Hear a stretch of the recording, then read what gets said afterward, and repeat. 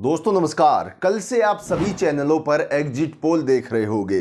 कोई किसी प्रकार से एग्जिट पोल दिखा रहा है, कोई किसी प्रकार से, लेकिन जो ज़्यादातर गोदी टीवी चैनल्स हैं उनके एक जैसे ही एग्जिट पोल आपने देखे होंगे। लगातार सबका एक ही काम है कि जो एनडीए है उसको 400 पार दिखाया गया है। लेकिन साथियों, जो असलियत है वो मैं आपको बताऊंगा, और जो गोदी टीवी चैनल ने एग्जिट पोल जारी किए हैं उसकी जो गलतियां हैं वो भी मैं आपको दिखाऊंगा। सीधे तौर पर आपको लगेगा कि भाई ये तो बना बनाया स्टेज था। जी हाँ, आपको सबसे पहले मैं दिखाता हूं साथियों कि किस प्रकार से जो असली एग्जिट पोल हैं वो वही हैं जो इंडिया गठबंधन की मीटिंग के बाद इंडिया गठबंधन की तरफ से आंकड़े जारी किए गए हैं कि हमें लगभग 295 सीटों के आसपास का बहुमत मिलेगा। बिल्कुल वैसे ही आंकड़े हैं, ठीक उसी प्रकार से एक एग्जिट पोल जारी किया गया साथियों, आप अपनी स्क्रीन पर देख सकते हैं। डीबी लाइव की तरफ से ये एग्जिट पोल जारी किया गया और सीधे तौर पर आप देख सकते हैं जो स्वतंत्र चैनल हैं वो इसी प्रकार से आंकड़े जारी कर रहे हैं। और इसमें आप बिल्कुल सीधे तौर पर देख सकते हैं साथियों, यहाँ पर इंडिया अलायंस को 255 से 290 सीटें मिलने के आसार दिखाई दे रहे हैं, यानी कि इतनी सीटें एग्जिट पोल में इंडिया गठबंधन को मिल रही हैं जितनी उन्होंने बताया था। 295 का आंकड़ा बताया था, यहाँ पर 255 से लेकर 290 सीटें इंडिया गठबंधन को मिल रही हैं इस एग्जिट पोल में। और एनडीए को यहाँ पर 207 से 241 सीटें मिल रही है, वो भी आप स्क्रीन पर देख रहे हैं। उसी के साथ एक साइड उत्तर प्रदेश, एक साइड पश्चिम बंगाल और नीचे कुछ अन्य राज्यों की सीटें भी यहाँ पर दर्शाई गई हैं। दो बड़े राज्यों की मैं आपसे जिक्र करता हूं। उत्तर प्रदेश में आप देख सकते हैं इंडिया की अगर देखा जाए तो 32 से 34 और एनडीए को 46 से 48 का आंकड़ा।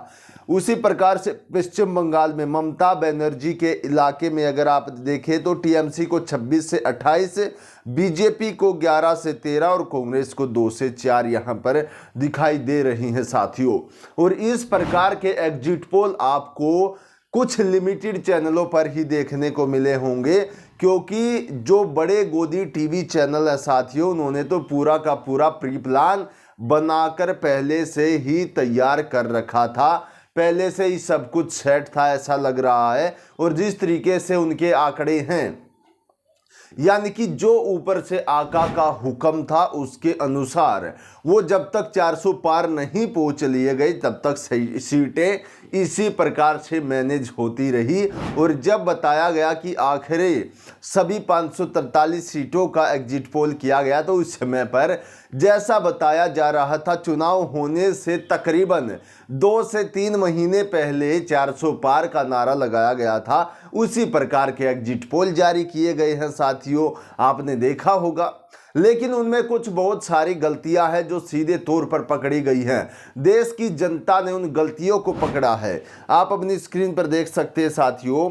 इसमें चोरी पकड़ी गई। तमिलनाडु में कांग्रेस 9 सीट पर लड़ रही है चुनाव। आज तक वाले दिखा रहे हैं कि 13 से 15 सीट पर कांग्रेस जीत रही है। इससे साबित होता कि पूरा एग्जिट पोल किस प्रकार से सेट किया गया होगा, आप यह से देख सकते हैं। तमिलनाडु में मात्र 9 सीटों पर बताया जा रहा कांग्रेस लड़ रही है, लेकिन यहाँ पर 13 से 15 सीटें कांग्रेस के पाले में जाती हुई दिखाई दे रही है, जो आप सीधे तौर पर देख पाए होंगे दोस्तों। तो इस तरीके से उनको ये नहीं पता कि कौन कहां से कितने सीटों पर लड़ रहा है, किस प्रकार से क्या है, बस अपने आका को 400 पार पहुंचाने का मकसद उनका पूरा होना चाहिए, वो हो गया। और एग्जिट पोल में एनडीए को 400 पार भी दिखाया गया है। आपने देखा होगा लगभग सभी गोदी टीवी चैनल्स के जो एग्जिट पोल है उसमें 400 पार पहुंच भी गए हैं। उसके बाद एक और गलती, बड़ी गलती पकड़ी गई, वो भी आप स्क्रीन पर देख सकते हैं। आप स्क्रीन पर देख पा रहे होंगे प्रोजेक्ट सीट बिहार की। दरअसल भारतीय पार्टी जो भाजपा पार्टी के स्टेज मैनेज्ड एग्जिट पोल देखकर लग रहा कि हमारी आशंका सही साबित होगी। जब जो लोजपा है यानी कि एलजेपी है वो 5 सीट पर चुनाव ही लड़ रहा है, तब 6 सीट कैसे जीत सकता है।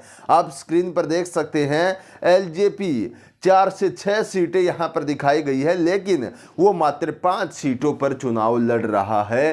तो इस तरीके की गलतियां इतने बड़े बड़े चैनल भाई कैसे कर सकते हैं। अब मैनेजिंग ये नहीं देखी गई कि इंडिया गठबंधन की कितनी सीटें हैं, कितनी नहीं है।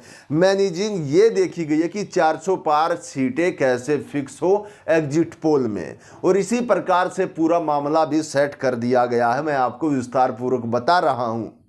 आपने देखा होगा, कल से आप देख रहे हैं एक 400 पार का नारा, एक मीडिया भी एक इसको प्रोपेगेंडा बनाए हुए। पहले इसको सीधे तौर पर एक बड़े राजनीतिक दल के नेता कह रहे थे, लेकिन अब जो गोदी टीवी चैनल्स हैं वो भी 400 पार का तोते की तरह रट्टा लगाकर बैठे हैं। तो आप समझ सकते हैं कि कितने आपसी संबंध उनमें हैं और किस प्रकार से क्या चला। क्या हमारे देश का जो मीडिया है वो एक बड़े राजनीतिक दल की गोदी में बैठकर काम कर रहा है? साथियों, इससे सही साबित तो नहीं हो रहा है। सीधे तौर पर आप देख सकते हैं किस प्रकार से एग्जिट पोल से लेकर हर चीज सामने आती जा रही है, और किस तरीके से सामने आती जा रही है। जैसा ऊपर से ऑर्डर थे बिल्कुल वैसे ही। और एक और हैरान कर देने वाली खबर आई है। बताया जा रहा है कि जो जिला कलेक्टर हैं उनसे अमित शाह लगातार फोन पर बात कर रहे थे। स्क्रीन पर आप देखिए साथियों, जयराम रमेश कांग्रेस की तरफ से एक बड़ा खुलासा किया गया। उन्होंने बताया कि गृह मंत्री आज सुबह से जिला कलेक्टर से फोन पर बात कर रहे हैं। अब तक 150 अफसरों से बात हो चुकी है। अफसरों को इस तरह से खुल्लम खुल्ला धमकाने की कोशिश निहायत ही शर्मनाक एवं अस्वीकार्य है। यानी कि हमारे देश के गृह मंत्री, बीजेपी के चाणक्य कहे जाने वाले अमित शाह, जयराम रमेश बता रहे कि वो लगातार सुबह से 150 जिला कलेक्टर से फोन पर बात कर चुके हैं। आखिरकार क्यों उनसे बातचीत की जा रही है? क्या उनको खुल्लम खुल्ला धमकाया जा रहा है? यहां पर जयराम की रमेश की तरफ से तो यही बताया गया है कि उनको खुल्लम खुल्ला धमकाने की बात की जा रही है। उनसे क्यों बातचीत की जा रही है? आखिरकार 4 जून का इंतजार क्यों नहीं हो रहा? उससे पहले ये सारा का सारा मामला क्यों चल रहा है? इस चीज को लेकर भी विपक्ष की तरफ से बड़ा मुद्दा उठाया गया है। और दोस्तों, ये चीजें कोई साइड कर देने वाली चीजें नहीं है। इन चीजों के कारण पूरे के पूरे समीकरण से लेकर नतीजे तक बदल जाते हैं। इसी चीज को लेकर विपक्ष थोड़ा एक्टिव भी रहता है। तो दोस्तों, आप देख सकते हैं आखिरकार एग्जिट पोल का अगर हम जिक्र करें तो किस प्रकार से गोदी टीवी चैनल किस प्रकार से एग्जिट पोल लेकर आए हैं, और आपकी आंखों के सामने 400 पार चिपका दिया गया है। अब आपकी इसके बारे में राय क्या? क्योंकि एग्जिट पोल मैंने भी आपको दिखाए हैं किस प्रकार से जो स्वतंत्र रूप से चैनल काम कर रहे हैं उन्होंने क्या एग्जिट पोल दिए वो भी मैंने आपको दिखाए हैं। लगातार उन्होंने बताया कि जिस प्रकार से इंडिया अलायंस ने अपना पूरा जोड़ तोड़ लगाकर ऐलान किया था कि 295 सीटों के आसपास प्राप्त हो रही हैं, उसी हिसाब से बताया गया कि 290 से 90 तक की सीटें इंडिया गठबंधन के खाते में आ रही हैं। इसके ऊपर आपकी क्या राय है? कमेंट बॉक्स में आप हमें बता सकते हैं, और हम आपके लिए बड़ी से बड़ी खबर लेकर आते रहेंगे अपने इस चैनल पर। इस वीडियो को ज़्यादा से ज़्यादा आप शेयर कर सकते हैं अपने साथियों के साथ, और हम आपके साथ जुड़ते रहेंगे साथियों इसी तरीके की बुलंद आवाज़ से। आज की वीडियो में इतना ही। सभी को नमस्कार।